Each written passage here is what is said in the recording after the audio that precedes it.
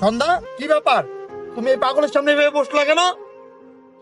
নয়ন, আসলে এই পাগলটা না। সন্ধ্যা, আমি বুঝতে পারছি এই পাগলটাকে দেখে তোমার খুব আফসোস হচ্ছে, তাই না?